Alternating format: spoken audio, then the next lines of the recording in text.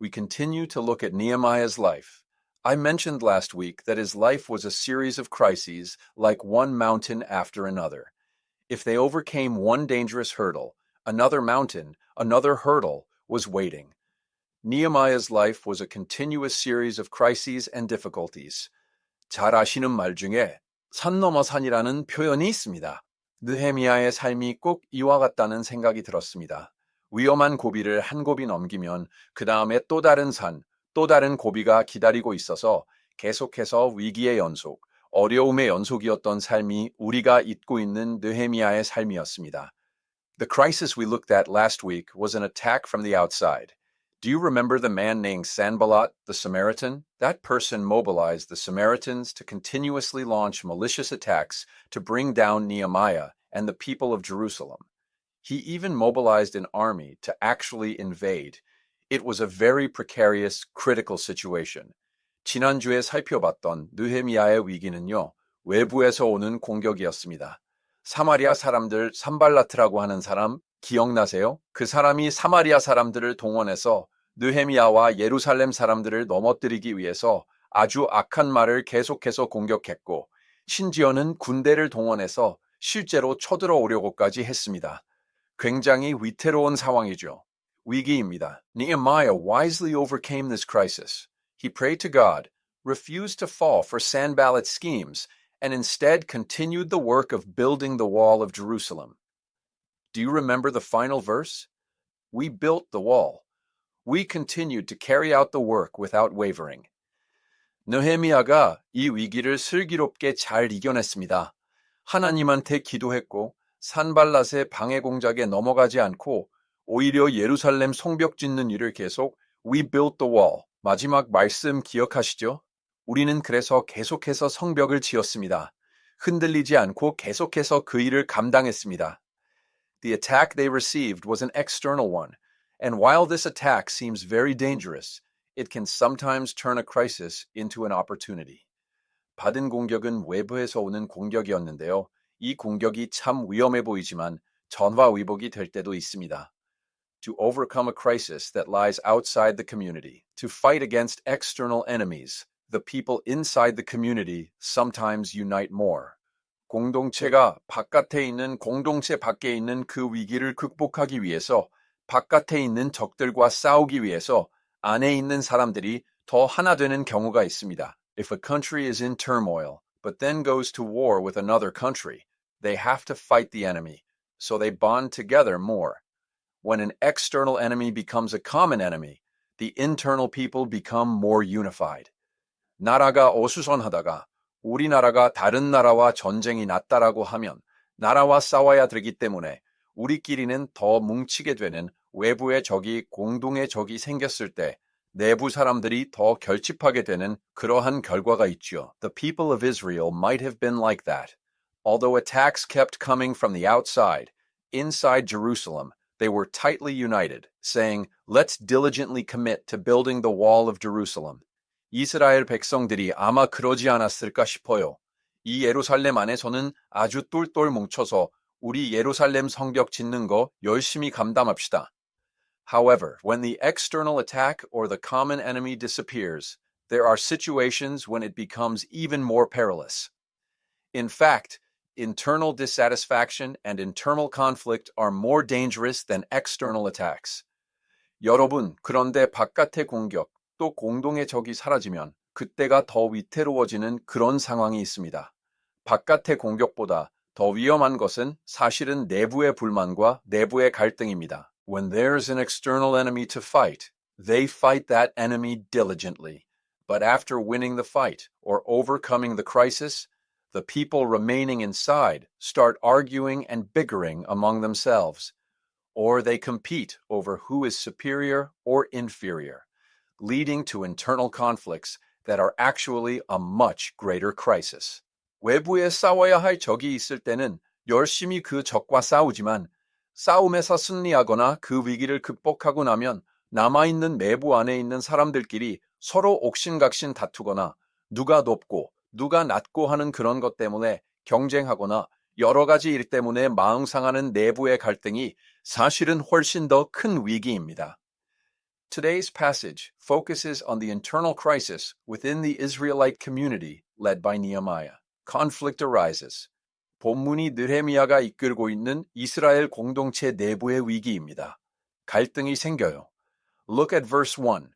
If you look at verse 1, it begins like this. Now there arose a great outcry of the people and of their wives against their Jewish brothers. People began to complain. 1절 한번 보시죠. 1절 말씀 보시면 제가 준비한 슬라이드를 하나 보여주시면 1, 2, 3, 4절을 제가 좀 정리해 놨는데 1절 보시면 이렇게 시작합니다.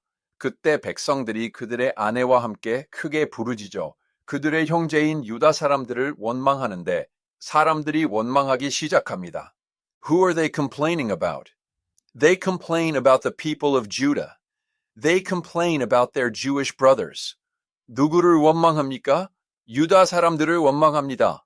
그들의 형제인 유다 사람들을 원망합니다. They are not complaining about the people outside who are attacking and criticizing them. They are complaining about their brothers, the people of Judah. Why are they complaining? Internal conflict is now beginning. 바깥에서 공격하고 비난하고 있는 그 사람들을 원망합니다. 그 사람들을 원망하는 게 아니라 형제인 유다 사람들을 원망합니다. 왜 원망하는가? 내부의 갈등이 지금 시작되는 거죠. The most basic reason is that it became difficult to make a living. As life became harder, people's hearts became troubled in many ways. 가장 기본적인 이유는 먹고 사는 게 힘들어졌기 때문에 그렇습니다. 사는 일이 힘들어지면서 사람들의 마음이 여러 갈래로 어려워지는 거예요. Today's passage contains a sad yet realistic situation. One of the biggest obstacles that shatters a community is the so-called money problem. If that problem arises, things become very difficult. 참 안타까우면서도 현실적인 내용이 오늘 본문입니다. 공동체를 깨뜨리는 가장 큰 장애물 중에 하나가 소위 말하는 돈 문제입니다. 생기면 아주 힘들어지죠. Things like lending money and not being paid back within the community. The number one cause of communities falling apart is often due to economic problems. 있는 공동체 안에서 돈을 빌려주고 돈을 못 받고 하는 그런 일들. 공동체가 산산조각 나는 거의 1순위가 사실은 경제적인 문제 때문에 생기는 경우가 많습니다. The people of Israel are in exactly that situation. There were people experiencing economic hardship for various reasons. Verses 2, 3, and 4 each describe different circumstances. 이스라엘 백성들이 딱 그 상황입니다. 여러 가지 이유로 인해서 경제적인 어려움을 겪고 있는 사람들이 있었습니다. 2절, 3절, 4절에 각각의 사연이 나오는데 First, look at verse 2. Some people were saying this, We and our children are numerous, in order that we may get grain to eat and stay alive. Their families are large, but there is a shortage of grain to eat. 먼저 2절 한번 보십시오. 어떤 사람은 말하기를 이렇게 말하는 사람들이 있었어요. 우리와 우리 자녀가 많으니 양식을 얻어먹고 살아야 하겠다. 가족이 많은데 먹을 양식이 부족한 상황이에요. Friends, since Israel had been a ruined nation for a long time, making a living was not easy. But the reason the situation worsened was that Nehemiah came and gave them a great vision to build the wall of Jerusalem. People gathered for that work. 여러분, 이스라엘이 오랫동안 망한 나라였기 때문에 먹고 사는 것이 사실 쉽지 않았습니다. 근데 거기에서 조금 더 이 상황이 악화된 이유는 느헤미야가 와서 예루살렘 성벽을 짓자 큰 비전을 주었습니다. 사람들이 그 일을 위해서 모였습니다. Initially, they may have gathered voluntarily with enthusiasm, but as time passed, the construction became difficult, and they became physically exhausted.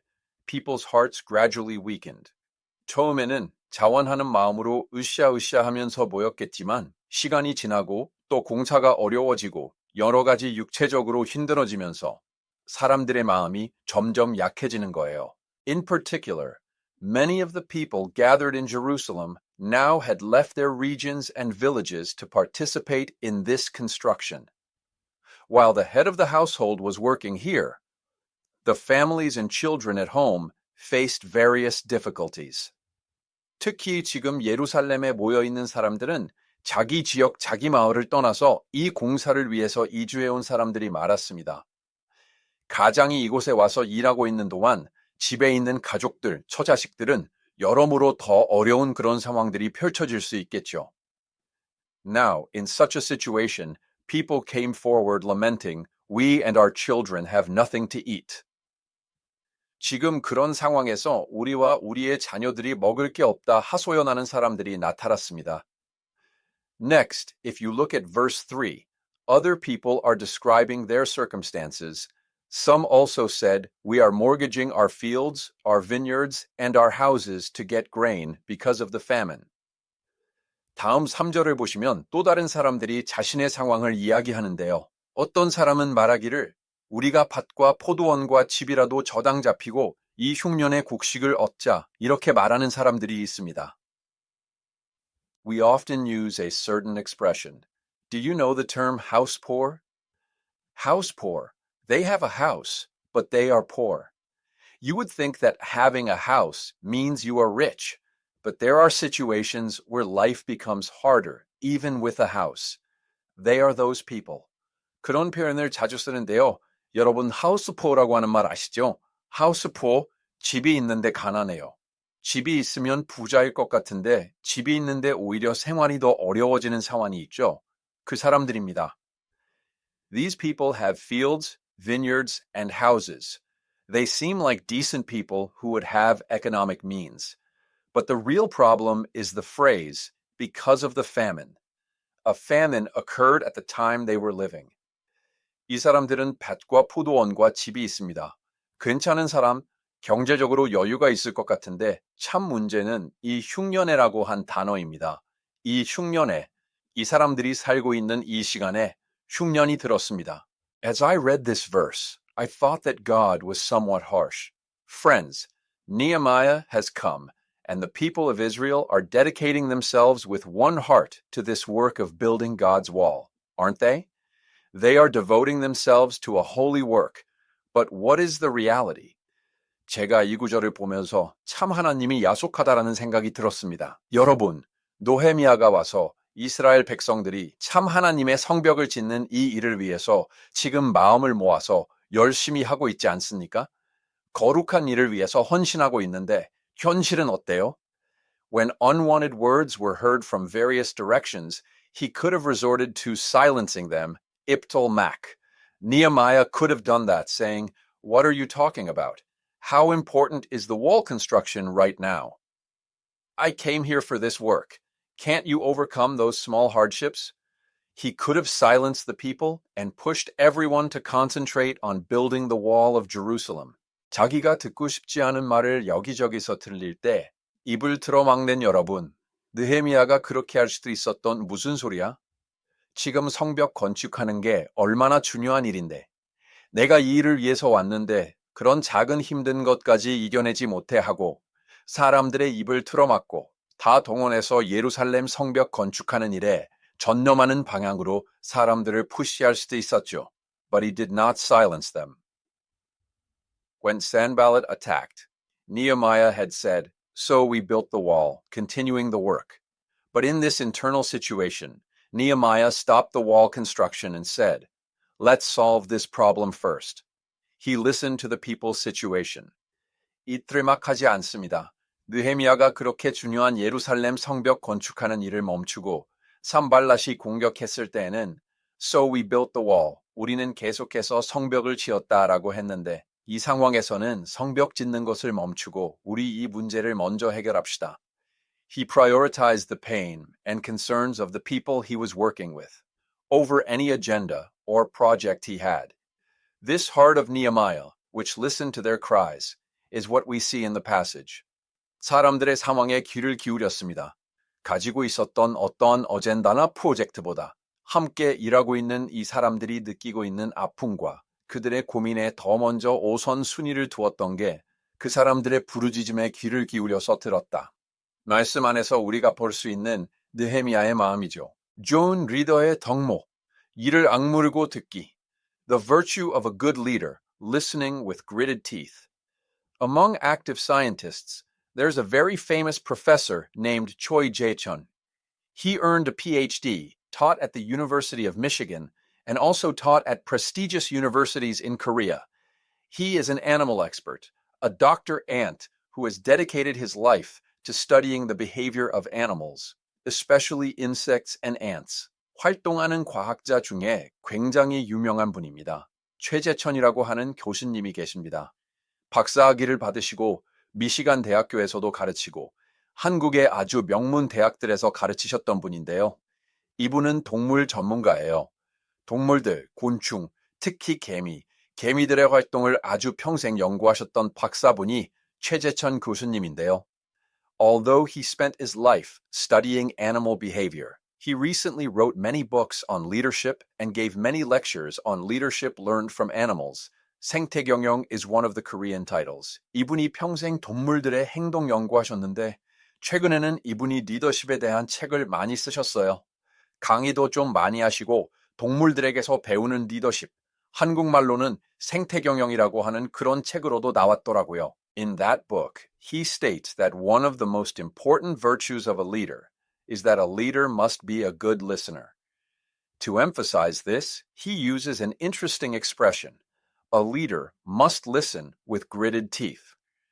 이분이 그 책에서 리더의 덕목 중에 가장 중요한 것의 하나로 리더는 무엇보다 잘 들어야 한다고 이야기합니다. 잘 들어야 된다. 이것을 강조하기 위해서 재밌는 표현을 사용하시더라고요. 리더는 이를 악물고 들어야 한다. Friends, try clenching your teeth. What happens when you clench your teeth? You can't speak, right? You must clench your teeth and listen when you want to speak. 여러분, 이를 한번 악물어 보실래요? 하셨어요. 여러분 이를 악물어 보세요. 됩니까? 이를 악물면 어떻게 됩니까? 말을 하지 못하게 되죠. 말을 하고 싶을 때 이를 악물고 들어야 한다. Generally, leaders, those who lead an organization, are people who have much more experience and knowledge than those under them. Therefore, they have a lot they want to say, a lot they want to point out, and a lot they want to teach. 여러분, 일반적으로 리더들은 어떤 조직을 이끌고 있는 사람은 아래에 있는 사람들보다 훨씬 더 경험이 많고 지식이 많은 사람들이 리더 역할을 일반적으로 감당하죠. 그래서 그 사람들은 하고 싶은 말이 많고 지적하고 싶은 게 많고 그리고 가르치고 싶은 게 많습니다. However, the professor said this, when a leader opens their mouth, the people below cannot open theirs. While the leader is speaking, the people below just listen. If this happens, only the leader's thoughts are reflected in the organization, and the thoughts of the majority are not reflected in leading the community. 그런데 교수님께서 이렇게 말씀하시더라고요. 리더가 입을 열면 밑에 있는 사람들은 입을 열 수가 없습니다.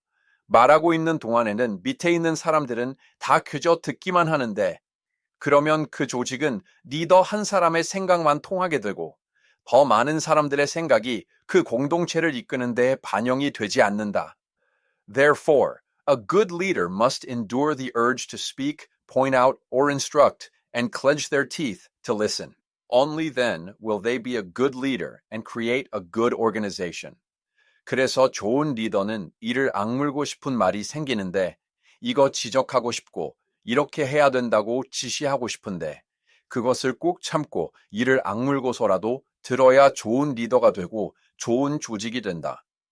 This principle is not found only in that book. It has been in the Bible for a long time. Let every person be quick to hear, slow to speak. You know this verse, don't you? Quick to hear, slow to speak. 이게 그 책에만 나오는 말씀이 아니고요. 사실은 성경에 이미 오래전에 나왔던 말씀입니다. 누구든지 사람마다 듣기는 속히 하고 말하기는 더디하라. 여러분 이 말씀 아시죠? 듣기는 속히 하고 말하기는 더디하라. Why was this said? Because people are slow to listen and quick to speak. They assert their own thoughts and express their own emotions a lot, but they are too slow to listen to others, pay attention to others' thoughts, and care for others' emotions. That is why the Bible reverses it, saying, be quick to hear and slow to speak. 왜 이런 말씀하셨을까요? 사람들이 듣는 것은 더디하고 말하는 것은 속히 빠르게 하니까 자기 생각을 주장하고 자기 감정을 표현하는 것은 많이 하지만 다른 사람의 말을 듣고 다른 사람의 생각에 귀를 기울이고 다른 사람의 감정에 또 마음을 쓰는 이 일은 듣는 것은 너무너무 슬로우하게 하니까 그것을 뒤집어서 듣기는 속히 하고 말하기는 더디하라 말씀하시는 거죠. 그래서 뒤집어서 듣기는 속히 하고 말하기는 더디하라. 저는 크로스가 감사드리고 이런 공간이 오랜만에 장래가 아니니까 여러분, 주변에 들리는 특별히 어려움 가운데 있는 많은 사람들의 소리를 잘 들으시는 여러분이 있는 곳에서 좋은 리더의 역할을 감당하실 수 있기를 주님의 이름으로 추천드립니다. Even if you are not a leader in your relationships between spouses, between parents and children, and with various people in your community, may you be people like Nehemiah who open your ears more, learn more, and are able to understand their hearts more. 여러분이 리더가 아니더라도 주변의 관계, 여러분이 맺고 있는 그러한 관계 속에서 부부 간에, 부모와 자녀 간에, 그리고 공동체 안에서 여러 사람들과 있을 때 더 많이 귀를 열고, 더 많이 배우고, 더 많이 그들의 마음을 헤아릴 수 있는 여러분. 그런 사람들이 느헤미야와 같은 사람들이죠. Why is this important? Because a truly good leader is not one who leads alone according to their own will, but one who leads together with many people. 왜 이것이 중요한가? 정말 좋은 리더는 혼자 자기 뜻대로 이끄는 사람이 아니라 여러 사람들과 같이 이끄는 사람이 좋은 리더이기 때문인데, Professor 최재천, whom I mentioned, expressed this principle in a very interesting way, using the Chinese characters to say 군림, but 군림. 제가 언급한 이 최재천 교수님이라는 분이 이 원리를 참 재밌게 표현하셨어요. 써서 이렇게 말씀하시더라고요. 굴림하지 말고 굴림하라. What does this mean? Do not gunrim, but gunrim. The Korean pronunciation is the same, but the Chinese characters are different. 무슨 말이야? 굴림하지 말고 굴림하라. 앞에 한자를 보시면 한글은 똑같은 단어인데 한자가 좀 다릅니다. The first gun character is the character for king, 임금군. Gunrim in this sense means when a king rules his people, acting as a solitary supreme figure, using his power and position to push things through from the highest place. That's what we call gunrim, to rule. 나오는 군자는 임금군자입니다. 마치 임금이 그 백성들을 다스릴 때 천상천하 유하독존하는 가장 높은 곳에서 자기의 힘과 자기 지위를 이용해서 밀어붙이는 그런 방식으로 일하는 걸 우리가 군림한다고 하잖아요. The second gun, kun, in the bottom line is a different gun. This gun, kun, is the character for flock, multitude, 무리군. It refers to a crowd or a group of people. 아래 있는 군림은 다른 군자입니다. 이 군자는 무리군자입니다. 군중할 때 무리, 즉 사람들 여러 사람들을 의미하는 게 무리군자인데요. Therefore the message is, do not gunrim rule dictatorially alone like a king, but gunrim be present with the flock, with many people. 그러니까 임금처럼 혼자 독단적으로 위에서 군림하지 말고 여러 사람들과 함께 군림하라.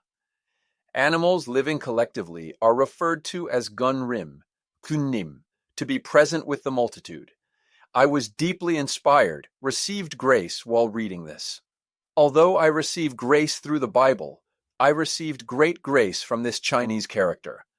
동물들이 집단적으로 서식하는 것을 군림한다고 이야기합니다. 제가 이 글을 읽다가 여러 번 은혜를 받았습니다.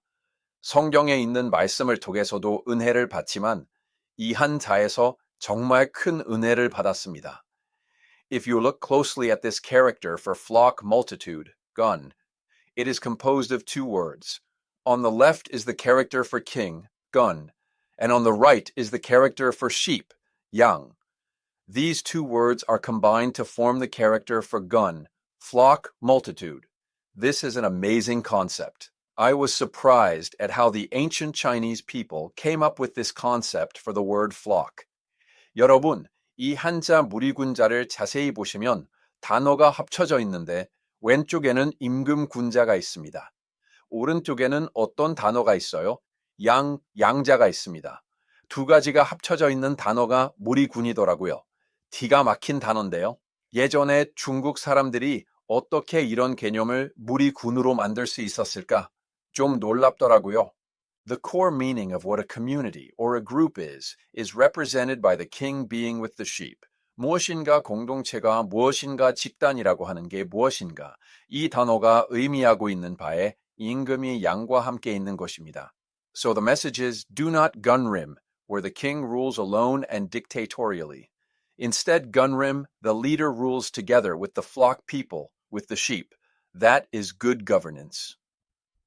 그래서 굴림, 임금 혼자서 독단적으로 다스리는 것처럼 그렇게 하지 말고 굴림, 양과 함께 그 백성들과 함께 지도자가 같이 다스리는 게 좋은 통치다라는 거죠. A king usually does not stay with the sheep. The king is the highest person. Why would he be with humble sheep? But the king being with the sheep is the meaning of the multitude, flock. 원래 왕은 양들과 같이 있지 않습니다. 왕은 가장 높은 사람인데 어떻게 비천한 양들과 같이 있겠습니까? 그런데 임금이 양과 함께 있는 것이 무리이다.